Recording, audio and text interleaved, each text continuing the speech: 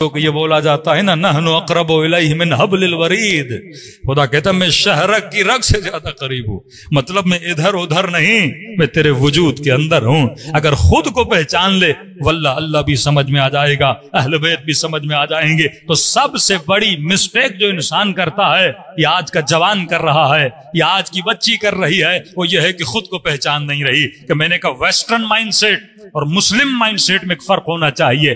جب western mind set سے پوچھو گے، دیکھیے آج ویسٹ نے بڑی ترقی کی، یورپ نے بڑی ترقی کی، وہ ترقی کس چیز میں کی؟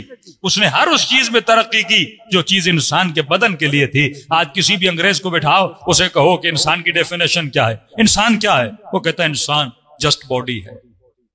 انسان کیا ہے؟ جسم ہے۔ اب اس نے انسان کی حقیقت کسے سمجھا؟ جسم کو سمجھا۔ لہذا صبح سے شام تک محنت کس کے لیے کرنے لگا؟ جسم کے لیے۔ یہ بیوٹی پارلرز جسم کے لیے، حسن جسم کے لیے، تزیین بدن جسم کے لیے، فیشن شو جسم کے لیے، کپڑے جسم کے لیے، ویرائٹیز جسم کے لیے، سب شے جسم کے لیے، کیونکہ اس نے اپنی حقیقت کسے سمجھا؟ جسم کے لیے۔ یہ لگژری لائف سٹائل کا تصور کس کے لیے ہے؟ جسم کے لیے۔ اہل بیت کی زندگی میں ایسی چیزیں آپ کو نظر کیوں نہیں آتی؟ کیونکہ ان کی خلقت کا مقصد، حیات مقصد کو سمجھ چکے تھے کہ بھائی جسم نے۔ اب یہاں پہ ہم غلطی کرتے ہیں۔ غلطی کیسے کرتے ہیں؟ مثلا ایک مومن کہتا ہے مولانا میرے گھٹنوں میں تکلیف ہے۔ اب دیکھیے وہ میں کسے کہہ رہا ہے؟ جسم کو۔ کہتے ہیں مولانا میں بڈھا ہو گیا ہوں، لیکن مولا فرماتے تو کبھی بڈھا نہیں ہوتا، تیرا جسم بڈھا ہو جاتا ہے۔ لفظ میں آتا ہے نا، میں فوراً میرا ذہن کہاں جاتا ہے؟ باڈی کی طرف جاتا ہے۔ میں بیمار ہو گیا ہوں، میرا جسم بڈھا ہو رہا ہے، میرے گھٹنوں میں درد ہے، حالانکہ تیرے گھٹنوں میں درد نہیں ہے، تیری باڈی کے گھٹنوں میں درد ہے۔ تو بڈھا نہیں ہو رہا، تیرا جسم بڈھا ہو رہا ہے۔ انسان ہم جب ایج بھی کاؤنٹ کرتے ہیں تو کہاں سے کرتے ہیں؟ Date of birth. حالانکہ وہ 9 منتھ جو ماں کے پیٹ میں ہوتے ہیں وہ بھی ہم مائنس کر دیتے ہیں۔ جس دن شکم مادر سے نکل کے ہاسپٹل کے بیڈ پہ آئے اس دن ہم کاؤنٹنگ کرنا شروع کر دیتے ہیں، یہ میری ڈیٹ آف برتھ ہے، جس دن میں پیدا ہوا۔ حالانکہ مولا فرماتے تو اس دن پیدا نہیں ہوا، تیرا جسم اس دن دنیا میں آیا، حالانکہ اس کی بھی جو برتھ ہے، جس دن نطفہ تھا وہاں سے اس کی ابتدا ہو گئی تھی، لیکن تو کب پیدا ہوا؟ تب امام نے فرمایا اگر 3 چیزیں انسان جان لے اس کی زندگی میں سکون آ جائے۔ بولا وہ کون سی چیزیں ہیں؟ فرمایا پہلی چیز من آئینہ فی آئینہ الا آئینہ۔ اگر 3 چیزوں کا علم آ جائے تیری زندگی میں سکون آ جائے، ڈپریشن ختم ہو جائے، پریشانیاں ختم ہو جائیں، تجھے سمت و جہت مل جائے، پھر بڑھاپے میں تو پریشان نہیں ہوگا، تو ڈپریشن میں نہیں جائے گا، پھر موت کے تصور سے تجھے الجھن نہیں ہوگی۔ فرمایا 3 چیزوں کو جان لے۔ من آئینہ کہاں سے آیا ہے، فی آئینہ کہاں پہ رہ رہا ہے، وہ الا آئینہ اور تجھے کہاں تک جانا ہے۔ یہ کمپلیٹ تیری لائف کا ایک سفر ہے جو تم نے طے کرنا ہے۔ بندے کو یہ نہیں پتا کہاں سے آیا، بس یہ پتا ہے کہاں پہ ہیں۔ بعض کو تو یہ بھی نہیں پتا ہم کہاں پر ہیں، اتنا گم ہے کہ دنیا کی حقیقت کو بھول چکا ہے۔ امام فرماتے تم مسافر ہے، کہاں سے آیا؟ عالم جبروت سے آیا۔ کہاں پہ آ کے ٹھہرا؟ عالم ناسوت میں آ کے ٹھہرا۔ یہاں کے بعد کہاں جائے گا؟ عالم برزخ میں جائے گا۔ عالم برزخ کے بعد کہاں جائے گا؟ قیامت کے دن کھڑا کیا جائے گا، جس کو بولا گیا مقدار 50,000 سنہ۔ قیامت ایک دن ہے، اس سے زیادہ نہیں، لیکن ایک دن 50,000 سال کے برابر ہے۔ اور قیامت کے بعد کہاں جائے گا؟ ابدیت کی طرف جائے گا، یعنی ہمیشہ والی زندگی، جسے قرآن نے خالدین فیہا کہا، یا ہمیشہ جہنم کی طرف یا ہمیشہ جنت کی طرف۔ یعنی یہ سفر ہے جو انسان نے طے کرنے ہیں۔ تمہاری ابتدا جبروت سے ہوئی اور آ کے گرے ناسوت میں، اور ناسوت کے بعد کہاں جاؤ گے؟ عالم برزخ میں، اور برزخ کے بعد قیامت میں، اور قیامت کے بعد ابدیت کا سفر کرو گے۔ اب جب آپ کا ایم اتنا بڑا ہو گیا نا، جب آپ نے سوچ لیا میں صرف دنیا کے لیے نہیں ہوں، مجھے برزخ کا سفر کرنا ہے، مجھے قیامت کے دن جانا ہے، مجھے ابدیت کا سفر کرنا ہے، جب آپ کا ایم بڑا ہوا تو آپ کا مقصد بھی کیا ہوگا؟ بڑا ہوگا۔ جب میں نے ایم چھوٹا کر لیا، مثلا ایک بچے کو بولا کہ بیٹا آپ کو میٹرک تک پڑھنا ہے، اب اس کا ایم ہی میٹرک تک ہے، وہ محنت بھی اتنی کرے گا۔ لیکن کسی کو بولا نہیں تجھے ایم اے تک جانا ہے، کسی کو کہا تمہیں پی ایچ ڈی تک جانا ہے، کسی عالم کو کہا تجھے مجتہد بننا ہے، جب اس نے ایم بنایا نا پھر اس کی محنت، اس کی زحمت بھی اتنی ہو جائے گی۔ اگر میرا ایم صرف دنیا بنا تو میں صرف دنیا کے لیے محنت کرتا رہوں گا، اور دنیا کے جانے کے بعد خسر دنیا والآخرہ ہو جائے گا۔ لیکن اگر تیرا ایم بڑا ہو گیا، تم نے یہ سوچا میں صرف دنیا میں زندگی بسر کرنے کے لیے نہیں نہیں آیا، مجھے برزخ بھی طے کرنی ہے، مجھے قیامت بھی طے کرنی ہے، اور میں بنا ابدیت کے لیے ہوں۔ تبھی مولا علی سے کسی نے کہا کہ یا علی، اگر آخرت کا 1 گھنٹہ دیا جائے، آخرت کے ہزاروں گھنٹے دیے جائیں، کہ آپ دنیا کا 1 گھنٹہ دینے کے لیے تیار ہے؟ مولا فرماتے قطعاً و ابداً، علی دنیا کا 1 گھنٹہ دے کر آخرت کے 1000 گھنٹے نہیں لے گا۔ کہ مولا علی کیوں؟ فرمایا یہ دنیا کا 1 گھنٹہ ہے جو آخرت کے 1000 گھنٹوں کو بناتا ہے۔ دنیا محدود ہے لیکن لا محدود عالم کو خلق کرتی ہے، یہ کمال دنیا ہے۔ یہ تو محدود 60-70 ایئرز کی دنیا، لیکن یہ 60-70 ایئرز کی دنیا 70 بلین آورز کو کریٹ کرتی ہے۔ اب وہ 70 بلین ڈیز یا آورز یا جہنم کے ہیں یا جنت کے ہیں، کریٹ تو کرتا ہے۔ اب مولا علی سے ایک سوال کیا گیا کہ مولا توازن بتائیے کہ من این فی این الی این، جب خود کو پہچانو گے نا کہ تمہاری حقیقت، کل میں نے اشارہ دیا کہ انگریز نے اپنی حقیقت کسے سمجھا؟ جسم کو سمجھا۔ 2 قانون ہیں، طاغوت، نظام طاغوت اور نظام ولایت۔ نظام طاغوت بھی قانون بناتا ہے لیکن اس کے سارے قوانین فیسیلیٹیٹ کرتے ہیں کس کو؟ باڈی کو۔ اور نظام ولایت یا نظام الہی بھی قانون بناتا ہے لیکن وہ سارے قوانین فیسیلیٹیٹ کرتے ہیں کس کو؟ روح کو۔ الہی قانون میں جسم تکلیف میں ہے، روح مزے میں ہے۔ نظام طاغوت کے قوانین میں جسم مزے میں ہے پر روح تکلیف میں ہے۔ یہ جسم کو مزہ دیتے ہیں، روح کو قیدی بناتے ہیں۔ اللہ جسم کو تکلیف دیتا ہے، روح کو آزادی عطا کرتا ہے، کیونکہ جسم بنا ہی بشر کی خدمت کے لیے ہے۔ جسم تیرا خادم ہے، جسم تیرا نوکر ہے۔ اس جسم کو آقا نہ بنا۔ نماز تبھی واجب کی تاکہ جسم کو ادب کرے، روزہ ادب کے لیے ہے تاکہ اسے پتا چلے کہیں پہ کھانا ہے کہیں پہ نہیں کھانا، کہیں پہ رکنا ہے کہیں پہ چلنا ہے۔ زبان کو ادب کر کہ کہاں بات کرے کہاں بات نہ کرے۔ باپ کے سامنے ادب، ماں کے سامنے ادب، بڑے کے سامنے ادب۔ اگر یہ ہرزہ ہو گئی، ہر جگہ بولنے کی عادت ہو گئی تو لہٰذا تم نے جسم کو آسائشی بنا دیا، یہ تمہارے روح کو تباہ و برباد کر دے گی۔ ہر لفظ جو زبان سے ادا ہوتا ہے وہ روح پہ اثر ڈالتا ہے، ہر نظر جو کسی پہ جاتی ہے وہ روح پہ اثر ڈالتی ہے، ہر آواز جو کانوں میں جاتی ہے وہ روح پہ اثر ڈالتی ہے۔ آیت اللہ خانساری کے پاس ایک نجار گیا جو لکڑی کا کام کرتا تھا کہ قبلہ مجھے نصیحت کریے۔ کہ کیا کام کرتے ہو؟ کہ لکڑی کا کام کرتا ہوں، لوگوں کے گھروں کے دروازوں کو بناتا ہوں، کھڑکیوں کو بناتا ہوں۔ کہ میری ایک ہی نصیحت ہے، اپنے وجود کی کھڑکیوں کو شیطان کے لیے بند کر دے۔ یہ آنکھیں کھڑکی ہیں، یہ کان کھڑکی ہیں، کس پہ اثر ڈالتی ہیں؟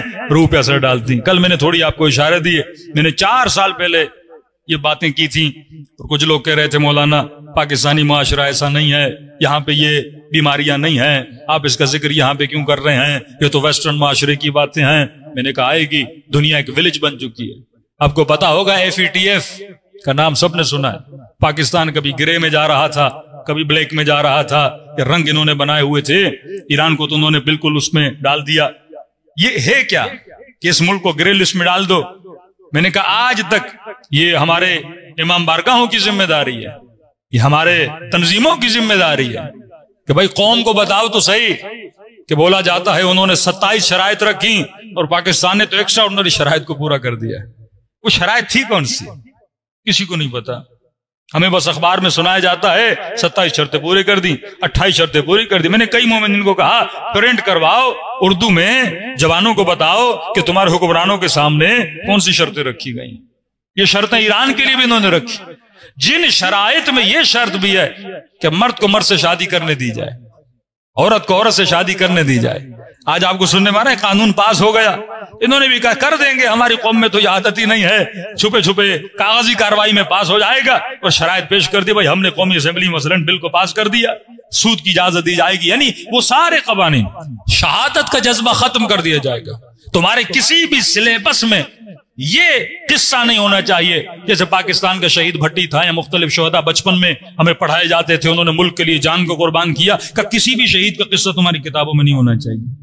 बच्चों की किसी भी किताब में शहीद की पिक्चर भी नहीं होनी चाहिए, वो पाकिस्तानी शहीद ही क्यों ना हो, उसकी पिक्चर नहीं होनी चाहिए। इस्लाम का कोई भी ऐसा वाकया नहीं बयान करोगे जिसमें शहादत का जज्बा हो। यानी बचपन से बच्चों को शहादत का दर्स न सिखाओ, और उन्होंने शहीद को बोल दिया टेररिस्ट। यानी तुम बच्चों को बचपन से बताते हो, शहादत का जज्बा देते हो, ये तुम बच्चों को टेररिस्ट बना रहे हो। यानी जैसे जवान हो अपनी जान को कुर्बान करें, क्या मतलब? वो किससे सुनाओ जिससे बच्चों के दिल में क्या पैदा हो? खौफ पैदा हो।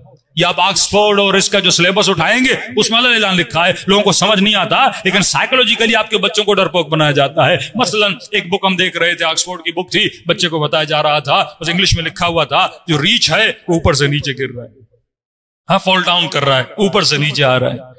तो एक साइकेट्रिस्ट उसने कहा ये क्यों बच्चे को बताया जा रहा है? रीच बोल देते, रीच यहां से वहां जंप मार रहा है, इतना बड़ा रीच, इतनी लंबाई से नीचे गिर रहा है। कि ये बचपन से बच्चे को क्या बनाते हैं? डरपोक बनाते हैं। जब ये देखेगा रीछ गिर रहा है बच्चा, उसे क्या करेगा? डरेगा। डॉक्टर सुई लगा रहा है, बचपन से बच्चे के दिल में किसका खौफ पैदा हो जाए? डॉक्टर का खौफ पैदा हो जाए। ये बच्चे को डरपोक बना के बड़ा करना चाहते हैं, लेकिन मकतब अहले बैत की तरबियत में क्या है कि बच्चे को क्या बनाओ? बहादुर बनाओ। करबला किस चीज का दर्स है? बहादुरी का दर्स है ना। 13 साल का कासिम है, मौत का तसव्वुर इतना जाहिर है, जब पूछा गया कासिम कैफ इंदकल मौत, का चचा अहला मिनल असल, शहद से ज्यादा मीठा है। ये तसव्वुरात जो करबला के हैं, ये तो अल्लाह का शुक्र करो मजलिस हुसैन इब्न अली है। ये तो शहादत का दर्स हम अपनी मजलिसों में देते हैं कि बच्चों के दिलों में बहादुरी का जज्बा बढ़ता है। वरना हमने तो उनके सामने सब चीजें साइन कर ली, फरमाया जब तक इन कवानीन को नहीं मानोगे तुम तिजारत नहीं कर पाओगे। मैंने कहा आखिरी जमाने में दज्जाली सिस्टम यही है कि दज्जाल तुम्हारे माश को यानी इकोनॉमिक के जरिए तुम्हारे ईमान को खरीदेगा, कहेगा या माश संभालो या माद संभालो। अब जो माद के पीछे जाएंगे जाहिर माश का नुकसान तो होगा, फरमा तुम्हारा खाना बंद कर देगा। कि फरमा आखिरी जमाने में रसूल खुदा की पेशन गोई कि लोगों क़िबलतुहुम निसाउहुम, लोगों का किबला औरतें बन जाएंगी, दीनुहुम दनानीरुहुम, लोगों का दीन दीनार बन जाएगा, पैसा बन जाएगा। पहले मैं डिसीजन लेता था कि आखिरत को नुकसान है छोड़ दो, अब डिसीजन ये होगा माल का फायदा है दीन को छोड़ दो। हिम्मतुहुम, उनकी हिम्मतें क्या है? बुतूनुहुम, पेट हिम्मत बन जाएंगे, इन पेट के लिए सब कुछ करेगा, दीन पैसा बन जाएगा, किबला औरतें बन जाएंगे। यानी माशरे को लीड कौन करेंगी? औरतें करेंगी। फहाशत के जरिए जवानों को गुमराह किया जाएगा औरतों के जरिए। सबसे बड़ा हथियार दुश्मन का आखिरी जमाने में क्या है? औरत बन जाती है। और सबसे ज्यादा दुश्मन ने जिस चीज को इस्तेमाल किया माशरे में नस्लों को तबाह करने के लिए, औरत को तबाह करने के लिए। इमाम ज़माना की दुआ पढ़ो, इमाम ने औरतों के लिए एक दुआ की ना, वो कौन सी दुआ है?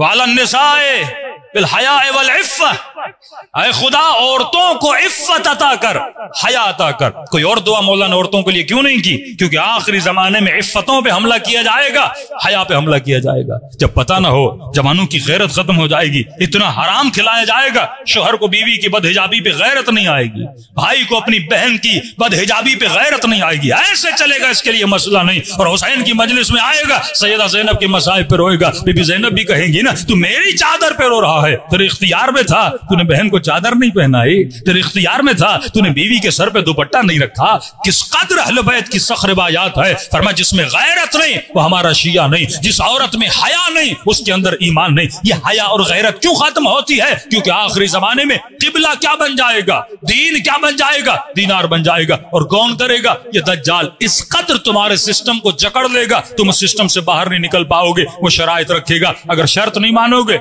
एक्सपोर्ट इंपोर्ट बंद हो जाएगा। ईरान का क्या हाल हुआ? पूरे सैंक्शंस इतने लगाए, वो कौम अपनी कौम से बागी हो गई, जवान परेशानी में आ गए, वहां पे गुर्बत इतनी ईरान में बढ़ गई। ये तो उनके बुजुर्गों को सलाम है, उन्होंने अभी तक इस चीज को कंट्रोल किया है। 10% सैंक्शन लगे रशिया पर, अगर ईरान के मुताबिक 80% सैंक्शन रशिया पे लगते, रशिया भी सर्वाइव नहीं कर पाता। ये तो उस कौम की हिम्मत है, उन्होंने इतनी सर्वाइवल किया है। ये सारी बातें हदीसों में आई है कि आखिरी जमाने में आज जवान इकोनॉमिक की खातिर, आज माश की खातिर कई लोग अपने दीन को तबाह कर रहे हैं। कई हमारे नौजवान यहां से यूरोप चले गए, कई हमारी बच्चियां वेस्टर्न वर्ल्ड में चली गईं। वल्लाह वहां पे नस्लें नहीं सुधरती, वहां पे नस्लें नहीं बचती, वहां पे तबाही चली जाती है। 14 साल तक आपका बच्चा वहां पे कुरान भी सीखेगा, हदीस भी सीखेगा, लेकिन आफ्टर 14 जो बच्चे यूएस में, कनाडा में, यूरोप में, यूके में रहते हैं, 14 साल के बाद अक्सरों की नस्ल तबाह बर्बाद हो जाती है। क्यों? क्योंकि सिस्टम ऐसा है। आप सिस्टम से, system is more than powerful than person. System अफराद से ज्यादा मजबूत होता है, तभी उलमा फरमाते सिस्टम को मजबूत किया करो। आज हमने सिस्टम को तबाह बर्बाद कर दिया। इस पे मैं कल की मजलिस में गुफ्तगू करूंगा। आज हमारी शीयत की कौम में जो अलमिया है वो सिस्टम का अलमिया है। जब तक आप सिस्टम को मजबूत नहीं करोगे, मजलिस से हुसैन एक सिस्टम है, स्कूल एक सिस्टम है, फिक्र अहले बैत एक सिस्टम है। उन्होंने सिस्टम बनाया। हॉलैंड का एक मोमेंट था, कहने लगा मौलाना, उन्होंने एक मीटिंग की कि इतने मुसलमान हमारे मुल्कों में आ रहे हैं, कमा रहे हैं, और सारे पैसे कहां भेज रहे हैं? पाकिस्तान भेज रहे हैं। इनको नेशनलिटी देने का क्या फायदा? क्या घबराओ नहीं, ये सारे भेज दें, लेकिन इनके बच्चों की तरबियत हमारी जमीनों में हो रही है। यही बाप के मरने के बाद वो सब कुछ बेच के कहां लाएंगे?